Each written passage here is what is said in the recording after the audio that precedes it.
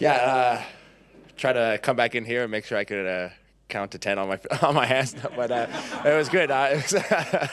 Come back in here, I was like, I felt like my face was on my face mask, and I was standing up, and it was just all the way down here to the left. But just got some quick stitches, and then got back out there, and then it was just trying to find the rhythm and get back in and get warm back up. You come back in, they got the AC blowing on here. I'm laying on the cold training room table, no bodies in here. It got cold real fast, but it was exciting to go back out there and to hit somebody all over again and be like, man, this is what I prepared for.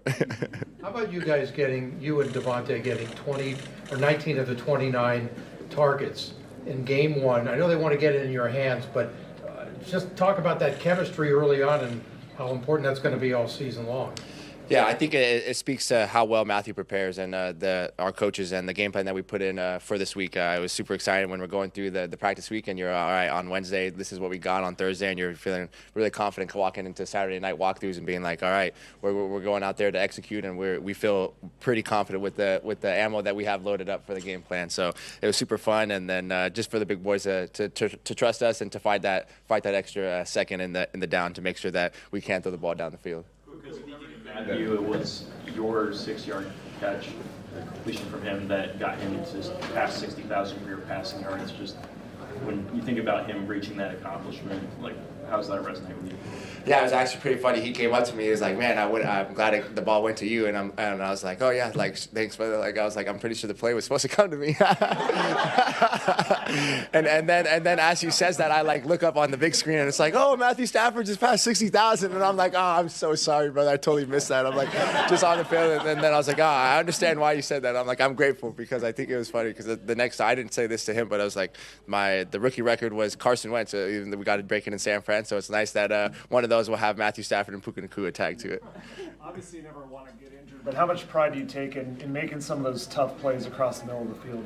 100%. I think the little brother in me, like as much as it is to smile in the defender's face when you get back up and you catch that ball, and it is also to my big brothers as well, to being like, man, all those times they paid off. The bounce up game came from them for sure.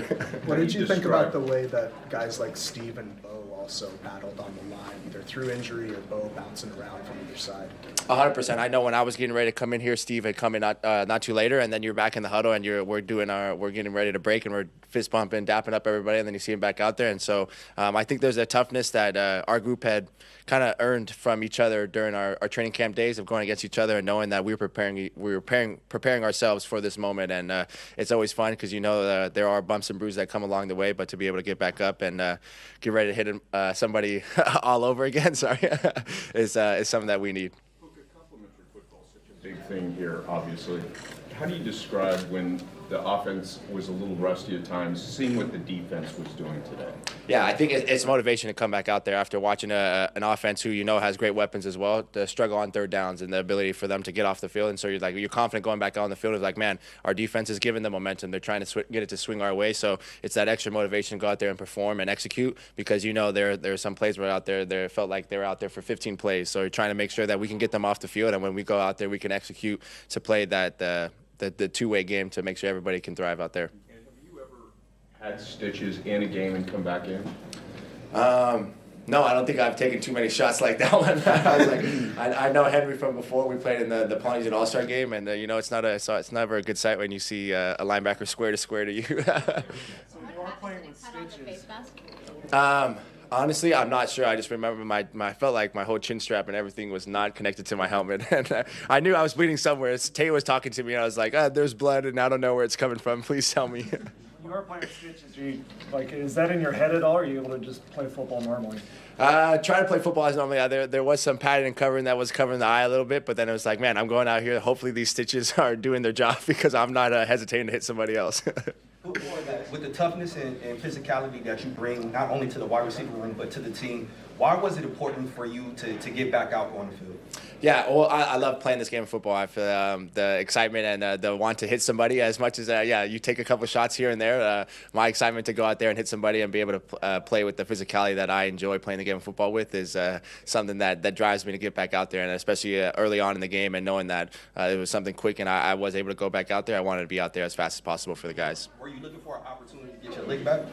On a linebacker, those ones are tough. You never want to look out for those guys because then you feel like you're kind of tiptoeing, and then that's when they get you again. So I'm sure it'll come in another way, but I wasn't trying to run back for him. Are you surprised you weren't able to get more points on the board today?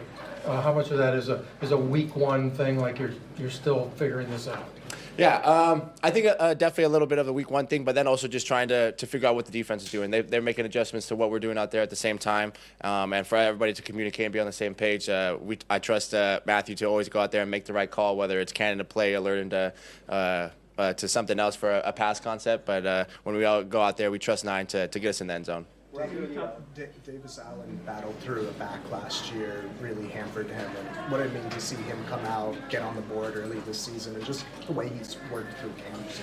Yeah, the general is somebody who we came in as rookies together, and I've always been a big fan of his game. So to see him go out there and be able to execute and get the first one up there is super exciting. And then I think it just speaks to how well that tight end room has been playing together. I think from Big Higgs leading the way, and then Kobe and T. Ferguson in there as well. So it's been a good competition between those four, and they compete really well and they communicate. I think is the biggest thing for somebody they were seeing a lot of nickel to our 12 personnel and stuff like that. So trying to figure out and make sure we're going to the right guys and communicating was something that they all do really well. Can you talk about not playing in the preseason, but now to play a game one, the game shape, physicality of the game? Do you feel like maybe a couple of games down the road that everybody kind of like really into the physical part of the game?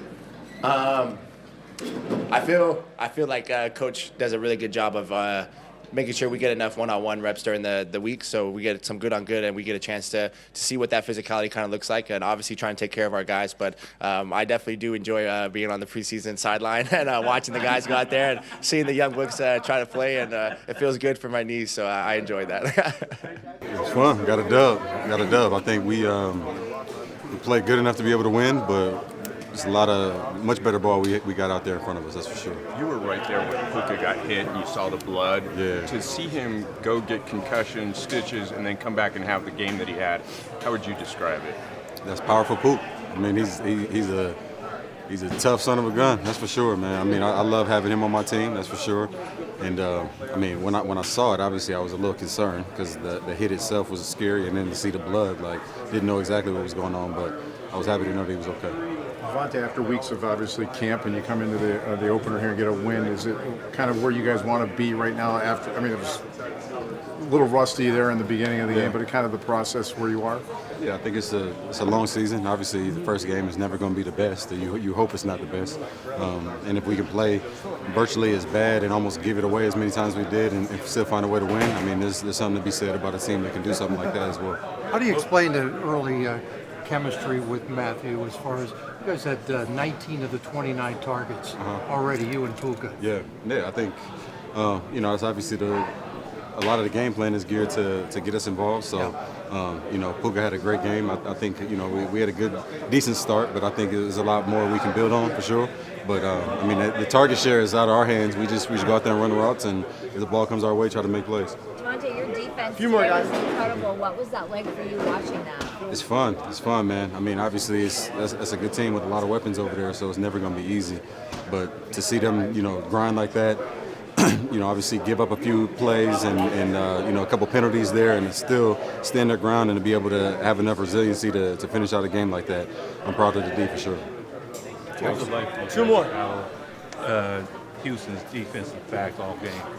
Yeah, they got some tough guys over there. Derek obviously is a great corner, so it was good to be able to get some good matchups with him there. There's always going to be some back and forth as far as who's making the plays, but he followed me around today, so it was fun getting be able to go head to head with him. I think it's like our third time being able to go at each other, so. As we keep going, we'll be able to convert on more plays, but there's definitely more out there. We could have made some more opportunities. How about your first game as a Ram? What's this like for you? It's great. We got a dub. Yeah. Yep. But overall, just the atmosphere and everything. It's just fun, man. I mean, these guys are just gritty and grimy dudes that's going to go out there and find a way to make it work. And a young team with a lot of energy and really everything that it takes to be a great team. So, like I said, we didn't put the best display out there, but we did enough to be able to win the game.